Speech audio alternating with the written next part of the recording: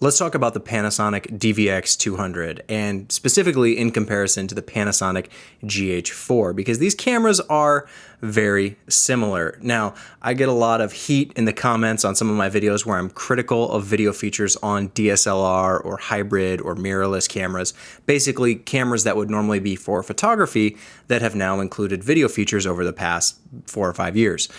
I'm critical of a lot of the video features on those cameras, and a lot of people in the comments say, well, this is not a valid complaint because you can just go buy a real video camera. And the DVX200 is one of those in the real video camera category. And I've made other videos talking about how I think that's kind of a myth or a false argument to say that these are real video cameras over here and these ones aren't. But I don't think there's a better comparison that illustrates this point other than the DVX200 compared to the GH4 because they use the exact same codec, same dynamic range, same sensor size, very well could be the exact same sensor. I don't know exactly, but from a visual quality standpoint, these cameras are nearly identical. The DVX200 does have additional features like it can do 4K at 60 frames a second and it can do 1080 at 120 frames a second. It's got a little bit more processing power in the camera to be able to handle that.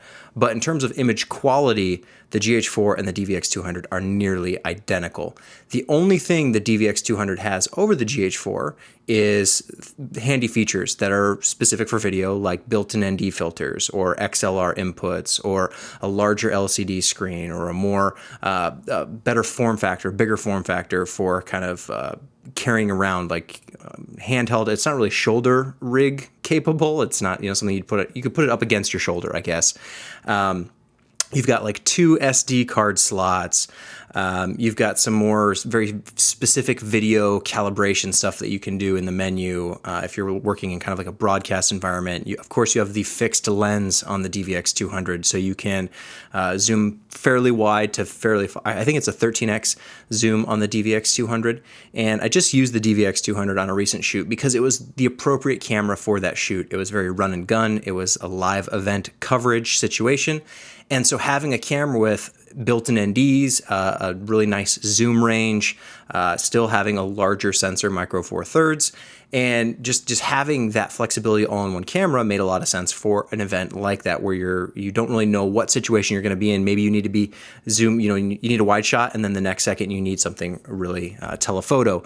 Maybe you're inside 1 second, then you run outside, so you need to be able to flip some NDs on. So there are those real video camera features that the DVX200 has.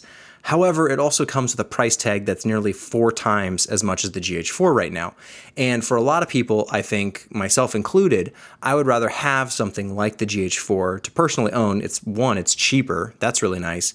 But also the flexibility you get. You can switch lenses when you want. If you want a particular lens or a particular aperture, you can do that. With the DVX200, you're locked. You get what you get. And yeah, it's possible to do some shallow depth of field stuff on the DVX200, but it's a lot harder compared to the GH4 where you can throw a really fast lens on there and get the shots that you're looking for. Just the size component, the GH4 is a lot smaller. It's probably at least 4 times smaller than the DVX200, but you could even probably go even further than that. I don't know the exact size to weight ratio between the two cameras, but it's a lot smaller, significantly so, because you don't have the built-in ND filters, you don't have XLR, you don't have that extra processing power, all these extra things you get with the DVX200. But at what point do you say that it's worth it? Well, if you're doing a lot of run and gun, documentary, news, live event type stuff, and that is the majority of what you do, then the DVX200 makes a lot of sense. I think it's a great camera. It's really affordable in that price range. You get 4K, where a lot of cameras doing similar things are only still offering 1080p. When I was looking to rent which camera I needed for this, I wanted to shoot with the GH4, but I wanted something that could match. So the DVX200 was a natural choice for that. But also, price per feature, Panasonic is doing a great job offering really nice features at attractive competitive price points. However, the DVX200 is still 4 times more expensive than the GH4 with only a little bit added functionality and flexibility, in my opinion. If you're going to have a camera that you can use for everything. So maybe you do run and gun, you do documentary, but you also want to do short films or more narrative type stuff or corporate interviews or whatever the thing is. The GH4 I think is a lot more flexible because you can adapt it to each of those situations. You can put it on a shoulder rig, you can take it off a shoulder rig, you can use it for just taking photos right out of the bag. I used the GH4 when I traveled to Switzerland and was able to get incredible footage, incredible photos, and it was tiny. It just fit right in my bag, pull it in and out. I couldn't have done that with a DVX200. So this is a long way of saying that image quality wise, when you compare something like a GH4 to a real video camera like the DVX200, very, very similar. Yes, you get the added features on the DVX200, like 4K 60 is a really nice thing to have. The 1080-120 was also really cool to shoot some stuff at that, extra slow motion. But those features are becoming more and more common on the DSLR hybrid cameras as well. So at what point do you say these aren't video cameras over here, but these ones are because they have things like XLR and built-in NDs? I don't think that makes a real video camera from my perspective. And there are other cameras out there that don't have the fixed lens like the DVX200. So you have your FS5 and your FS7 that have the E-mount, and they have more video-heavy features than you would get on something like an A7S Mark II. But they're still offering very, very similar image quality. You get some higher-end features with the higher-end cameras, but at a very increased price point. And that's often what happens on the video side of things, the filmmaking side, the cinema side, things get inflated. I mean, you look at the new lenses that are coming out, Sigma announced that they're going to do some cinema lenses, and they have a significant price increase over their photography lens equivalents. Is it justified?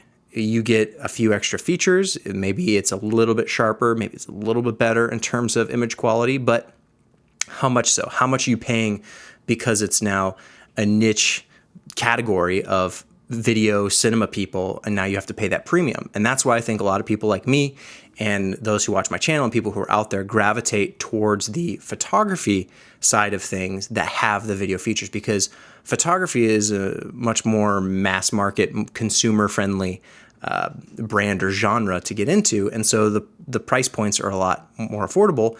And nowadays with technology, how it's gotten better and better and better, it's been harder for the video side of video people to keep pushing their features to be that much better than the photo features. So like when we're looking at the GH5, that's right around the corner, the video features on that camera are perfectly valid in terms of using it as a video camera. Same thing with the GH4.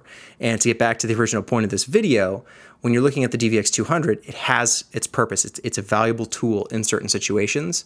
But for me, after using it, having shot with it for 3 days, it's not a tool that I would want to own personally, or unless me personally, because my business is not just doing that one type of thing, live event coverage or documentary. I do a little bit of everything, and so I need a tool that can do a little bit of everything.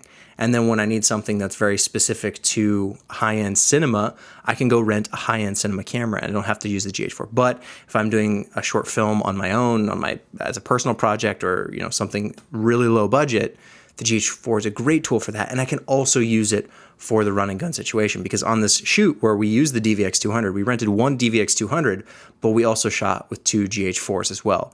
And all of the cameras that we used got great video. There wasn't it wasn't like the DVX200 blew the GH4 out of the water in terms of image quality.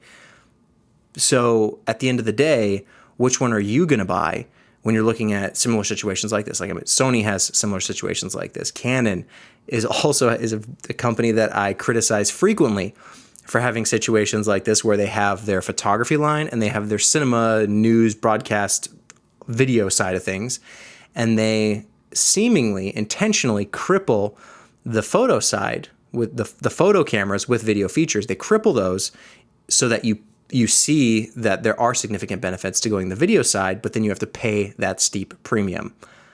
I think we're moving in a direction, the industry is moving in a direction where that line is getting more and more blurred, and drawing those boundaries from a camera company's perspective it's kind of meaningless.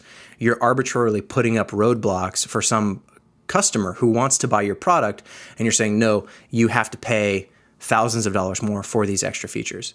I actually think the DVX200 compared to the GH4 is an interesting scenario where the price of the GH4 right now is around $1,000. You can get them for about $1,000. When they first launched, it was around $1,700 for the body. The DVX200 now is around $4,000.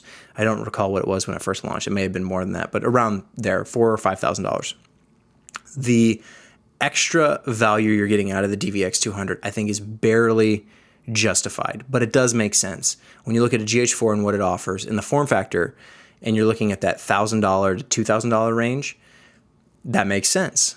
And then you look at the DVX200, you have, okay, now you have a lens that's built in, you have the built-in NDs, the XLRs, all the other features. There's some other features too that I didn't get into, but there are some helpful convenience features for people who shoot video that the DVX200 does justify that price increase. I think it's right at that edge where it's maybe a little bit higher. You know, if it was like a $3,000 camera, absolutely. But the lens on there is really nice. And anyway, I'm kind of repeating myself. But I do think the DVX200 justifies its price increase, but only if it's a tool that is worth it for the types of projects that you work on. And so me personally, it doesn't interest me. I want something where I can change lenses and get all those great benefits of the GH4. So at the end of the day, it's nice that we live in a world where we do have these options available, but I always end up gravitating back towards the mirrorless hybrid DSLR type cameras because of their flexibility and their versatility. And this is something I've tried to communicate over and over and over again in videos. And you get a lot of photography people who come around and they say, you're an idiot, go buy a real video camera. And looking at a situation where we have the GH4 and the DVX200, nearly identical cameras in terms of image quality, and I would still pick the GH4. Even though it's cheaper, even though it has less features, I prefer that flexibility and that versatility compared to something like the DVX200.